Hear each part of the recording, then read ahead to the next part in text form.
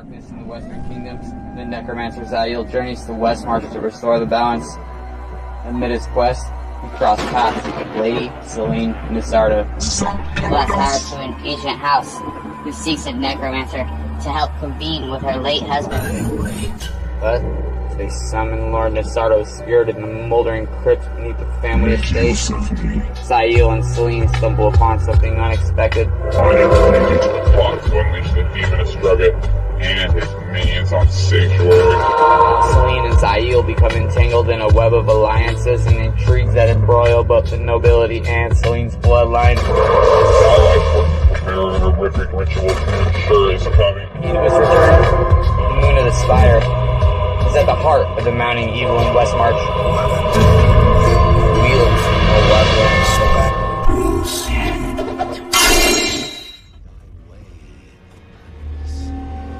By the blood of the willing.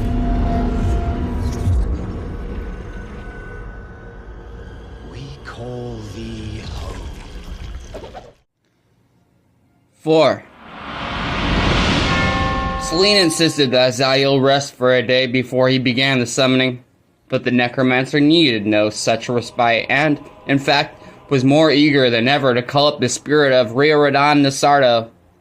Twice now he had been assaulted by mysterious forces, but the more he meditated on that which had sought to slay him by his own hand, the more he felt the second assault separate from the first. There might be a factor that bound them together, but the latter attack had a more mortal feel to it. Could it be this Lord Jinn? If so, then he had studied the followers of Rathma closer than most. The necromancer was very much interested in meeting this particular noble. The skies remained dark the next day, an omen to Zayl, but one he did not mention to his hostess. He suddenly began his mental preparations, aware that this summoning would surely not be like most. There were wards and other defenses he would need to prepare. Sardak slept most of the day away, but Selene came early to see if there was any way in which she could assist the necromancer. Zayl found her quite different from the usual women of her station, and even most of the men. That had to do with more than merely her gift, something the Rathmanian had run across on occasion when dealing with other nobles. Zayl Nesardo was strong of personality and will, and braver than many others.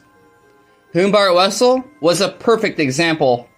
Selene's initial shock did not give way to abhorrence, but rather fascination. When she returned in the morning, she greeted the skull as if he were as much of a guest as Zayl, an act which tickled the spirit to no end. HUMBART would have regaled her with story after story of their adventures, somehow with him taking the physical lead, but a glance from the necromancer cut him off.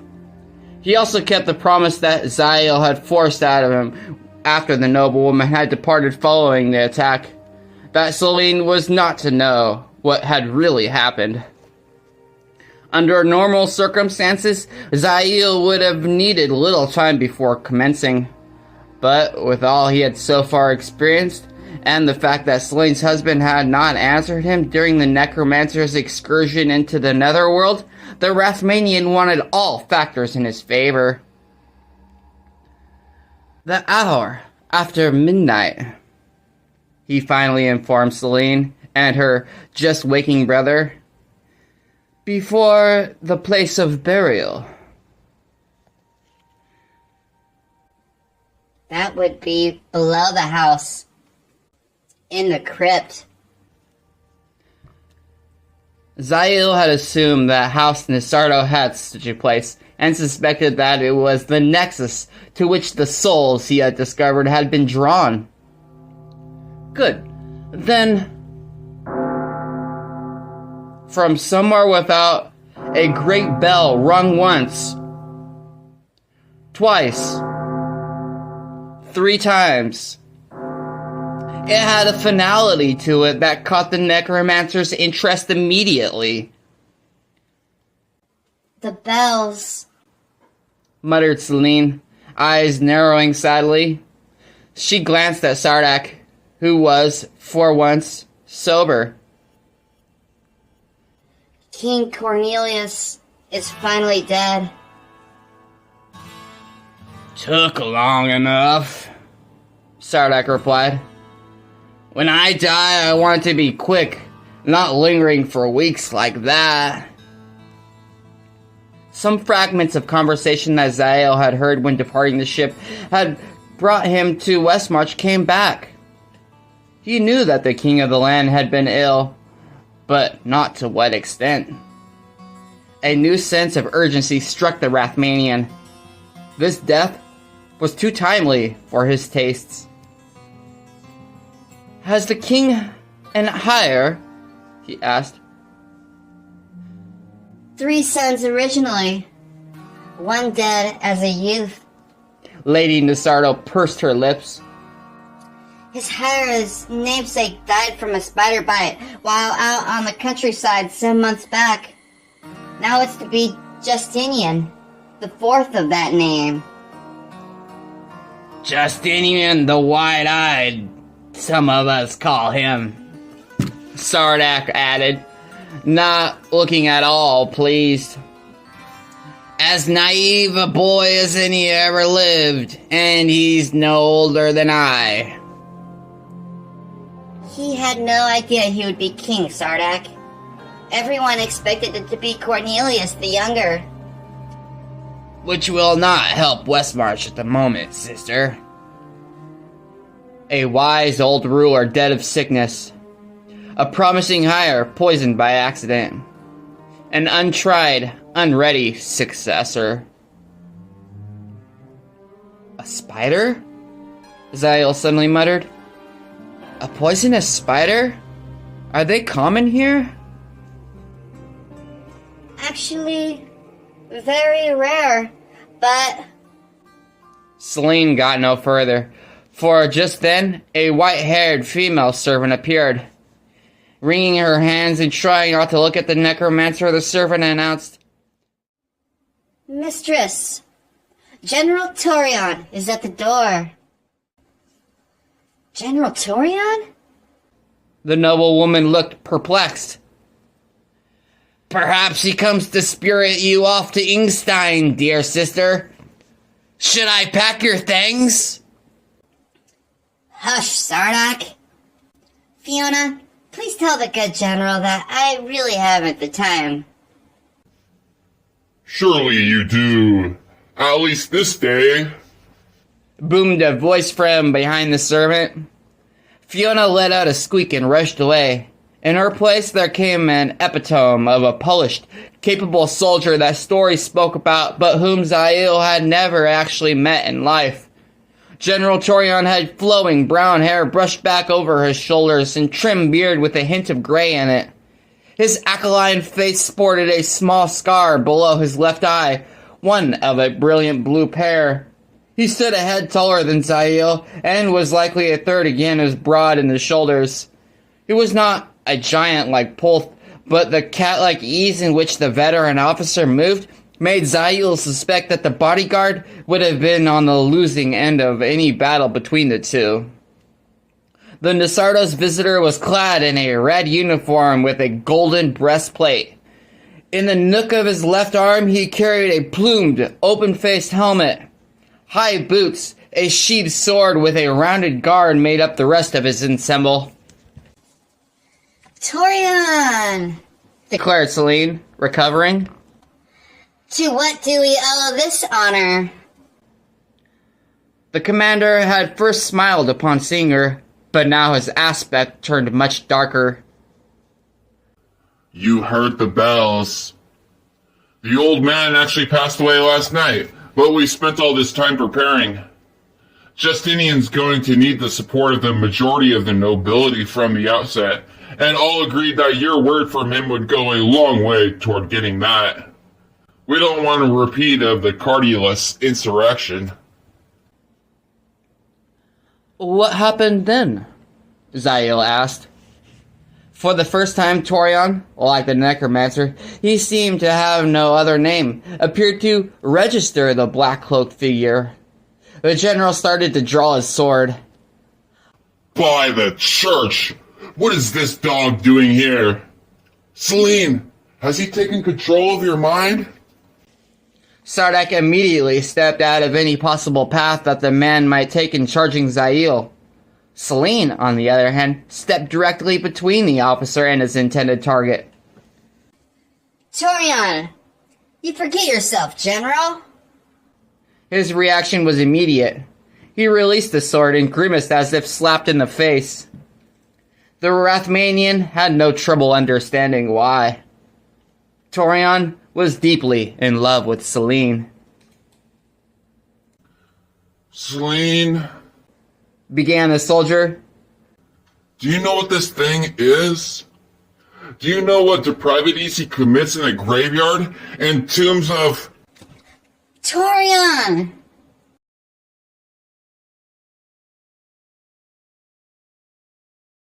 He quieted but continued to glare daggers at the necromancer. The Rathmanian's hostess indicated him and said, This is Zayl. He is here at my behest. I think you know why. That trouble with Lord Jin? Selene, if you would just grant me the honor, I've asked more than once. 14 times by my count, offered Sardak. For a brief moment, the general's anger focused on the brother instead of Zayl. Then, As I was saying, if you would just grant me that, this would no longer trouble you. Torian, Nesardo is my family legacy. she said no more, clearly having explained her feelings often enough. Eyes again on the necromancer, Torian abruptly snarled. If any evil befalls her, I can trace it to you, dog. I'll have your head. In response, Zayl only nodded.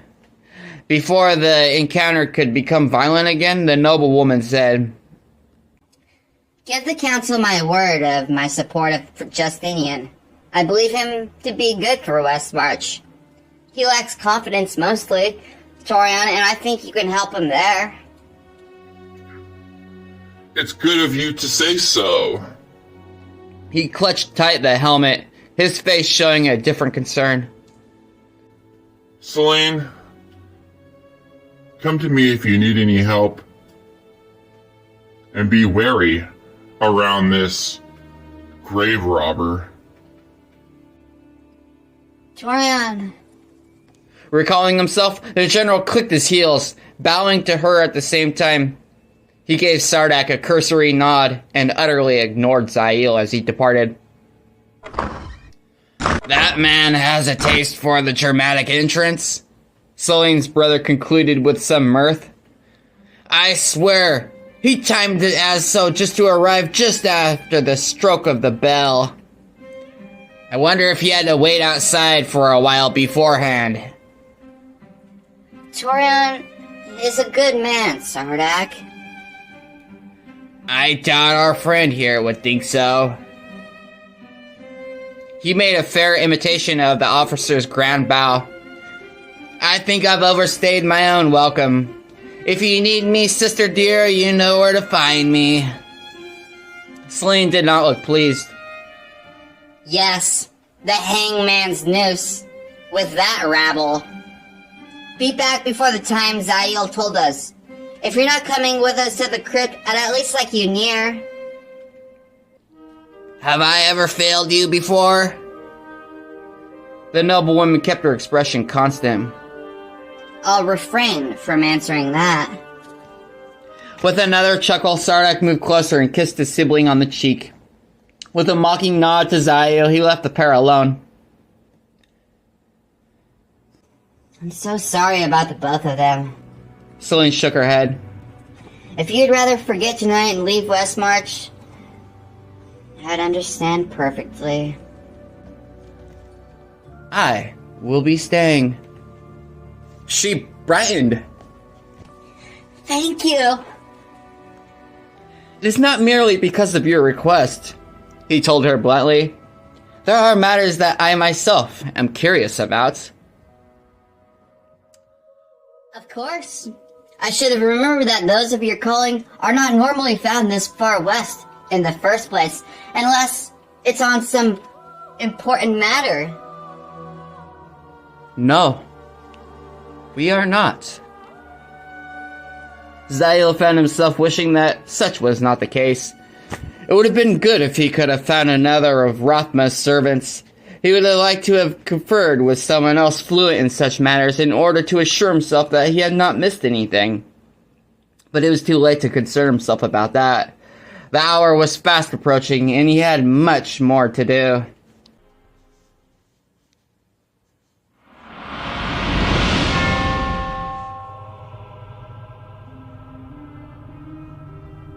Where have you been? Snapped Aldrich. I've gone nowhere with this thing. Lord Jin angrily waved the moon of the spider about as if it were little more than a trinket he had picked up in the market square. For all the wonder that he sensed within it, it might as well have been a painted rock. Everything he had done had come to naught. Not an iota of power had the noble wrestled from the artifact.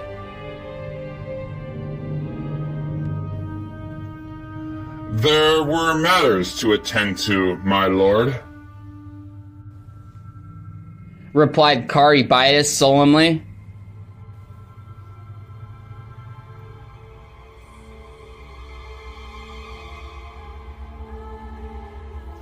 Besides, the night in question is not yet upon us. You must be patient.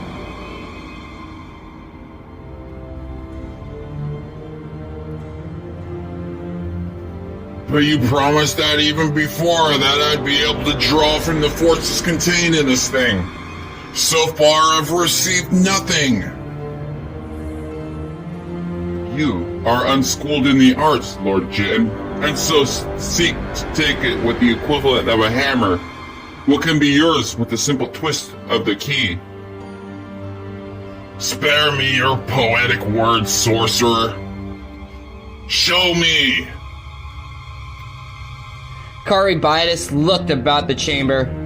6 men-at-arms stood guard in what had once been the library of the House of Jin.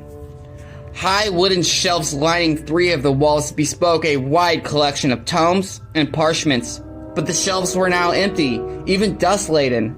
In the course of his obsession, the aristocrat had thrown out any writing that had not aided him, the result of which had been the loss of several rare works on other subjects.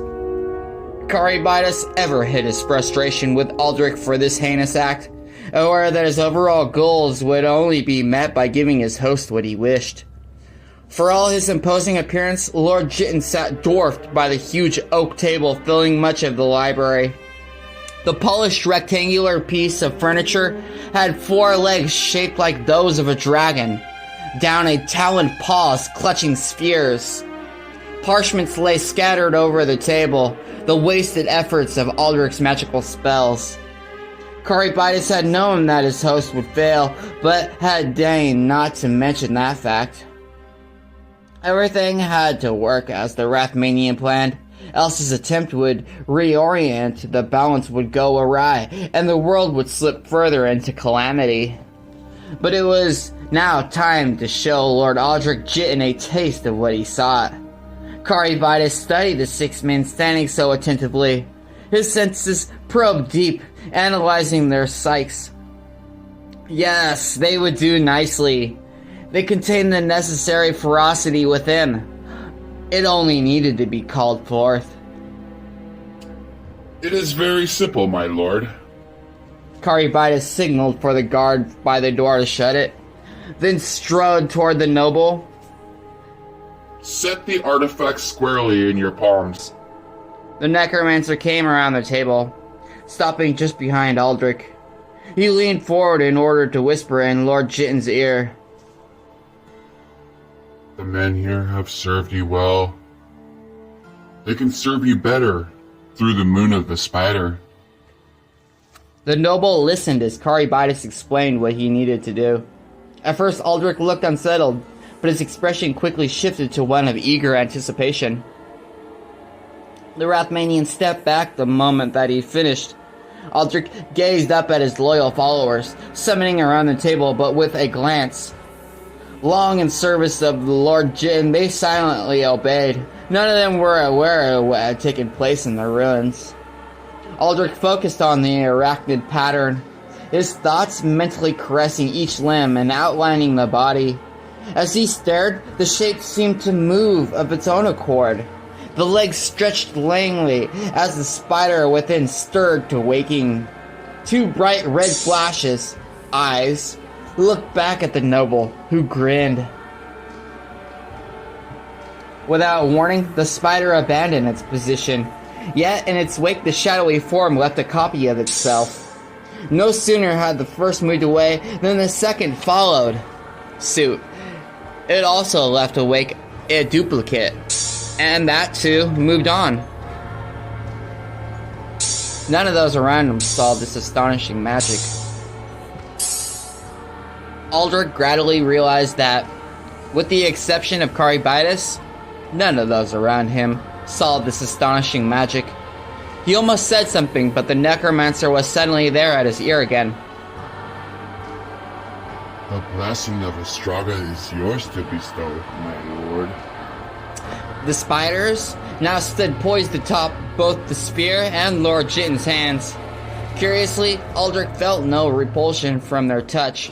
He gazed at the shadowy arachnids, then focused. Each spider leapt up into the air toward one of the followers. Only at the last did the men appear to notice the creatures. Far too late for any of them to do anything but scream as the arachnids, growing larger as they flew, landed atop their heads.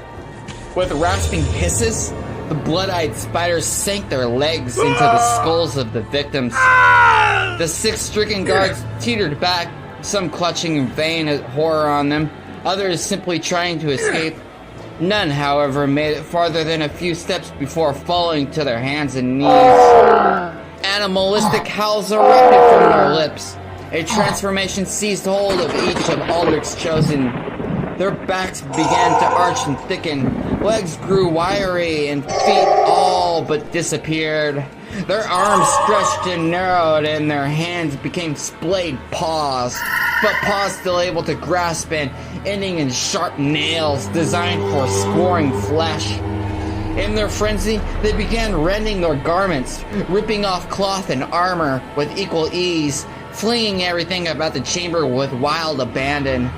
Nothing, however, came within range of either Lord Jin or Caribitis, the necromancer discreetly deflecting all.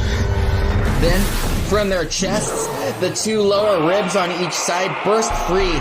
The mutilated men howled anew as blood and ichor spilled on the floor, but the wounds quickly healed, and the twisting ribs, now covered in flesh of their own, began sprouting thin, misshapen claws designed for both walking and climbing. The new limbs grew and grew until they were as long as the others, their claws finally slapping hard against the stone floor.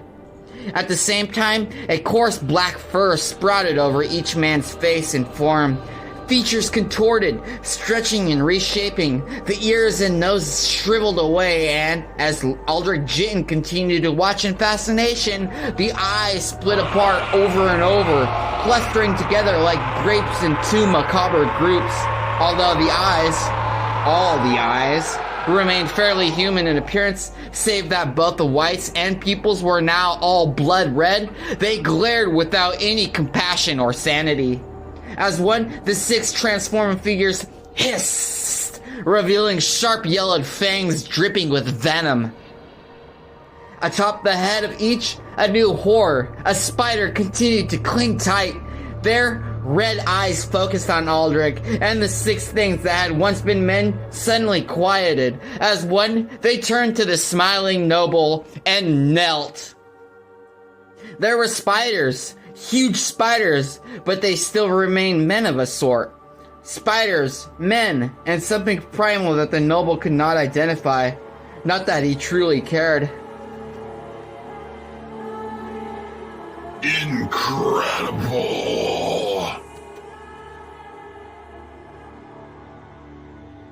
They have become the children of Astrogah, who once numbered in thousands. explained the necromancer, as if reciting to a class on history.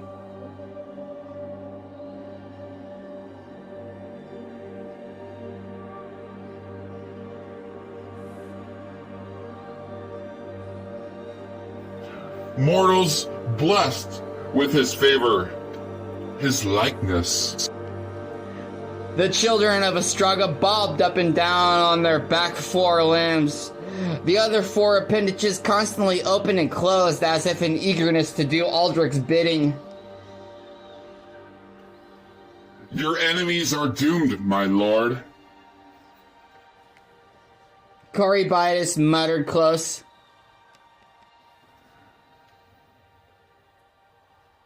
The children serve you unquestioningly.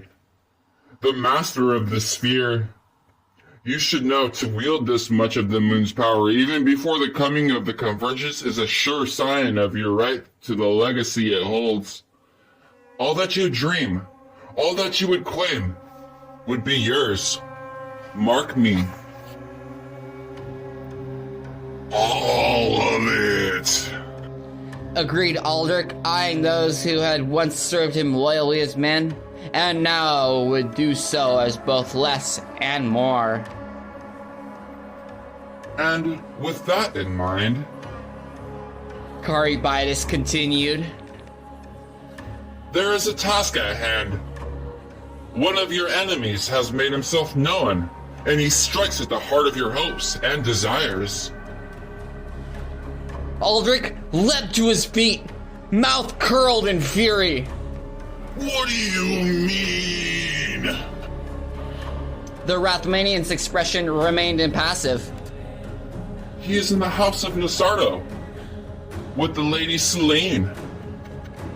Immediately, Lord Jin's baleful gaze turned to the monsters that had once been men.